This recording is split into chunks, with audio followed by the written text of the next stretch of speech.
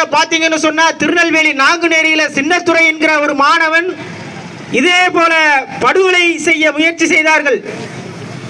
அந்த படுகொலை செய்ய முயற்சி செய்த போது நெல்லை மருத்துவக் கல்லூரியில் அனுமதிக்கப்பட்டு தீவிர சிகிச்சைக்கு பிறகு அந்த மாணவன் அதிலிருந்து மீண்டும் ஒரு நல்ல கல்வியை பெற்று இன்றைக்கு அவர் அடுத்த கட்ட நகர்வுக்கு சென்றிருக்கிறார்.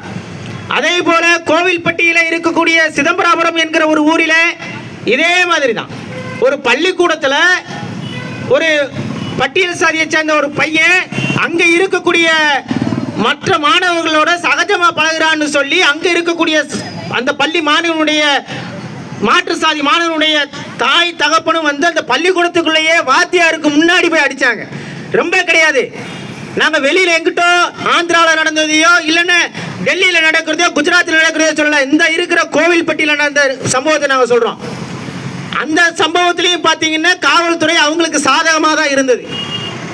அதே மாதிரி பார்த்தீங்கன்னா தொடர்ச்சியாக காவல்துறை சாதி வெறியர்களுக்கு சாதகமாக இருக்கிறதுனாலையும் சாதி வெறிய காவல்துறையை உள்வாங்கி கொண்டதனுடைய விளைவாக தான் இன்றைக்கு சாதி வெறியர்கள் இன்றைக்கு மிக கடுமையான வன்கொடுமையை நிகழ்த்துகிற ஒரு நிலைமை இந்த இடத்துல நீடிச்சுக்கிட்டு இருக்கு.